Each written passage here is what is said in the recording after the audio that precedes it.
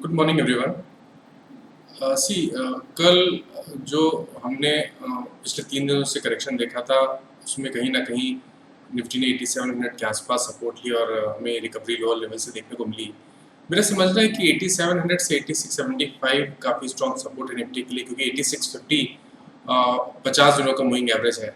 और हमें ये नहीं भूलना चाहिए कि फरवरी से लेकर अभी तक 6 बार ऐसा हुआ है कि निफ्टी ने 50 दिनों के मूविंग एवरेज पे सपोर्ट लेने के बाद रिकवरी दिखाई, और जब भी रिकवरी दिखाई है तो अब एक नया हाई बनाया है। तो बहुत ही इंपॉर्टेंट सपोर्ट है 8700 8675। मैं समझता हूँ कि अब अगर आपको बेरिश होना है तो 8650 के नीचे बेरिश होना चाहिए, उससे पहले बेरिश नहीं होना चाहिए।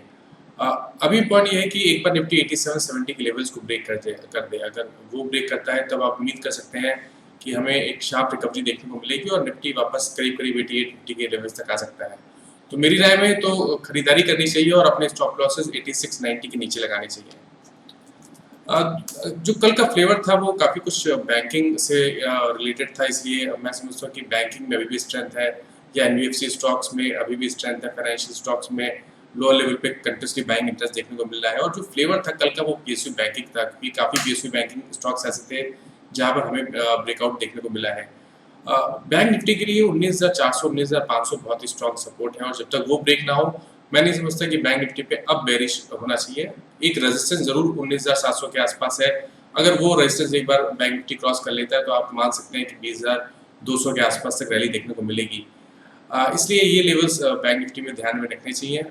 जहाँ तक बात स्टॉक पिक्स की है, मैं समझता हूँ कि जैसे मैंने पहले मेंशन किया कि बैंकिंग फ्लेवर में है, इसलिए कैनरा बैंक पहला बाय कैंडिडेट होगा, क्योंकि यहाँ पर लगातार हाई टॉप्स हायर बॉटम्स काफ़ी समय से बन रहे थे, बट पिछले 2-3 हफ्ते से हम थोड़ा रेजिस्टेंस बनते हुए देख रहे थे 310 के आसपास। कल वो रेजिस्टेंस वॉल्यूम के साथ ब्रेक हुए हैं, ऑसिलेटर्स पॉजिटिव क्रॉसओवर दे रहा है, तो आप उम्मीद कर सकते हैं यहाँ से एक sharp up move Canara bank में देखने को मिलेगा। पॉसिबिलिटी है कि करीब करीब 324 तक के लेवल देखने को मिले, तो अपने जो टारगेट आपको सेट करने हैं वो 324 के करने हैं और स्टॉप लॉसेस 307 के लगाने हैं। और जो दूसरा स्टॉक है वो केपीआईटी का रहेगा, क्योंकि केपीआईटी में अगर आप देखें तो लोअर टॉप लोअर बॉटम 195 किस तरह से बन रहे थे, बट स्टॉक ने पिछले एक महीने में 128 125 के आसपास बेस बनाया है। कल काफ़ी अच्छे वॉल्यूम्स के साथ हमें लोअर लेवल से रिकवरी देखने को मिली। 50 दिनों का मूविंग एवरेज स्टॉक ने ब्रेक किया, ऑसिलेटर्स पॉजिटिव क्रॉसओवर दे रहे हैं, तो यहाँ पर अभी आप उम्मीद कर सकते हैं कि स्टॉक 100 दिनों का मूविंग एवरेज टेस्ट करेगा, जो कि 143 के आसपास है। तो अपनी टारगेट 143 सेट करें और स्टॉप लॉसेस 131 के रखें।